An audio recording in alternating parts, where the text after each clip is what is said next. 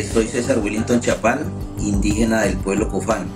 Amo la protección a la madre naturaleza, mi cultura y mi espiritualidad porque todo esto me ha ayudado para ser lo que soy hoy en día. Me gusta conversar con la gente, con las comunidades y eso me ha llevado a convertirme en un líder. Soy Luis Orlando Hernández Huanga, pertenezco a la organización Camagüey. A mí me gusta mucho participar y apoyar a la gente más necesitada a pesar de las dificultades que ha habido durante 10 años en cuestión del conflicto, pero ahí seguimos trabajando. Orlando estudió en el resguardo indígena en una pequeña escuela y cuando terminó su primaria, con el apoyo de las monjas lauritas, salió de su resguardo para seguir con sus estudios en Ricaurte. Cuando tuvo la posibilidad de salir del lugar donde había vivido los primeros años de su vida, se encontró con un panorama que lo marcó mucho. Había muy pocos indígenas que compartían el salón de clases con él y eso le hizo sentir que la comunidad indígena estaba abandonada y no había en la ruralidad quien lo representara. Entonces, junto con el apoyo del CRIC, la ONIC y las Lauritas, Orlando y algunos compañeros iniciaron una capacitación para formarse como jóvenes líderes de sus comunidades y en poco tiempo fue elegido concejal del municipio. Para ese momento, su misión principal era trabajar por los derechos de la comunidad, haciendo énfasis en la importancia de hacer presencia institucional en los territorios. Después de completar este periodo, fue 2 veces más concejal, pero antes de terminar el tercero, se vio obligado a renunciar por la violencia que aquejaba el territorio. Después de un tiempo, cuando volvió a la región, fue elegido como coordinador general del resguardo Camagüey, en donde, habiéndose ganado la confianza de las personas de su territorio, fue elegido alcalde por 2 periodos consecutivos. Pero una vez más, la violencia en la región restringió su trabajo y se vio obligado a salir de su tierra después de haber sido secuestrado por las FARC. Hasta el 2015, Orlando pudo volver a su comunidad a acompañar a la organización indígena y en el 2016 fue elegido coordinador del plan de salvaguarda de la organización Camagüey. Willington empezó su formación espiritual desde muy joven, siguiendo las tradiciones de su comunidad, de la fuerza de las montañas, del agua, de los animales y de los secretos de la selva. Se internó en ella para entender, a través de la conexión con la medicina ancestral, el mundo en el que se encontraba y su misión en la vida terrenal. Junto con sus maestros, empezó a entender su cultura, de dónde venían, el origen y la concepción que se debía tener de la vida desde la ley de origen indígena. Entendiendo esto, pudo darse cuenta que todos hacían parte de un territorio que trascendía lo terrenal y que esas fuerzas céntricas de la naturaleza era lo que los Cofán habían llamado la sabiduría. En este proceso fue elegido gobernador del Cabildo y más adelante director de la organización del pueblo Cofán. Pero las expectativas de Willington no terminaron ahí. Entendía muy bien su cultura y sus raíces, pero sentía que en ese proceso de la defensa de su pueblo también debía comprender ese mundo no indígena con el que tenían que relacionarse todos los días y así poder comprender el lugar que ocupaban los indígenas dentro del Estado.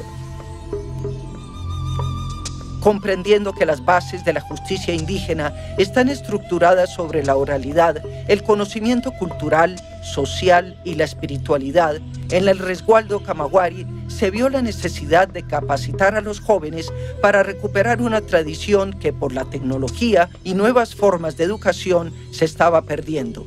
Así, con el apoyo del Programa de Justicia para una Paz Sostenible de USAID, se inició el proyecto que tenía el propósito de capacitar alrededor de 60 indígenas en la normatividad indígena, en arte y cultura, en el marco de la justicia y en comunicación social como parte del fortalecimiento de la emisora Camagüey Estéreo. Como eje principal del proyecto, en los diferentes talleres se recogió toda la información relacionada con justicia propia y justicia ordinaria para que los jóvenes conocieran e investigaran sobre este tema, ya que el hecho de que se estuviera perdiendo la tradición cultural, social y política indígena exigía que los jóvenes se capacitaran para convertirse en los transmisores de este conocimiento y poder llegar así a los territorios.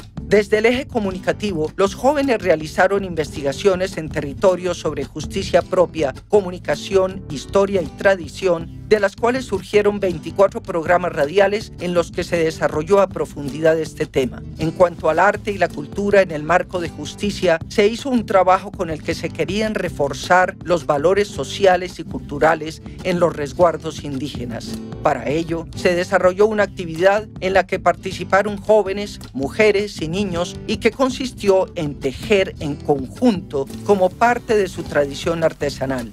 Alrededor de esta actividad se querían recuperar las enseñanzas de la siembra, la cosecha, el trabajo de la palma y el tejido, ya que estos eran medios en los que los mayores y las mujeres aconsejaban a los jóvenes. Fue un espacio de enseñanza en el marco de la justicia.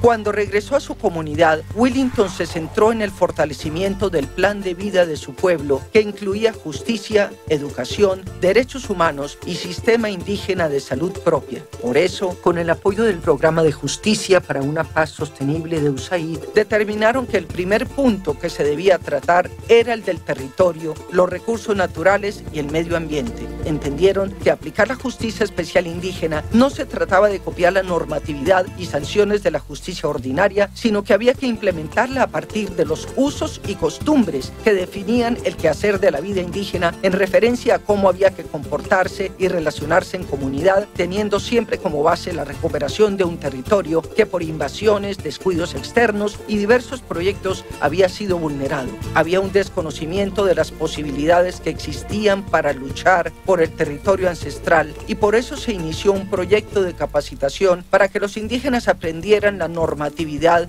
que les permitía defender los derechos territoriales desde los procedimientos para constitución, saneamiento y ampliación de los resguardos. El conocimiento de los procesos de restitución de los derechos territoriales desde lo administrativo y la justicia especial indígena, y el análisis de conflictos socioculturales y socioambientales que afectaban el territorio. La comunidad misma tenía que capacitar a sus líderes para que desde ahí se pudiera iniciar un proceso de defensa y recuperación del territorio que también traía consigo el fortalecimiento de su cultura, de sus ancestros y de su tradición. En este proceso no solamente se benefició el pueblo Cofán, sino también otros cabildos que estaban dentro del territorio y que fueron invitados a trabajar por la defensa del mismo. Así se unieron de la cabeza del pueblo Cofán y guiados por la experiencia de Wellington, cabildos de los pueblos Quichua, Aguá, Nasa y Emberá-Chamí. Las personas tomen siempre la parte positiva de las enseñanzas y conocimientos. Todo lo que miramos en el universo es importante, hay que saberlo cuidar, hay que cuidar la vida, la naturaleza, nuestro territorio. Es que tengamos unos valores sociales, porque eso nos ayudaría a estar unificados, a pesar de las diferencias, para vivir dentro de un mismo entorno social. Recordar que los planteamientos de los pueblos indígenas nacen desde el sentir de la naturaleza y por eso quiero invitar a que se apoyen estas iniciativas, porque de esta armonía nos beneficiamos todos, porque no se debe olvidar que la Amazonía es un territorio o el territorio que todos debemos proteger.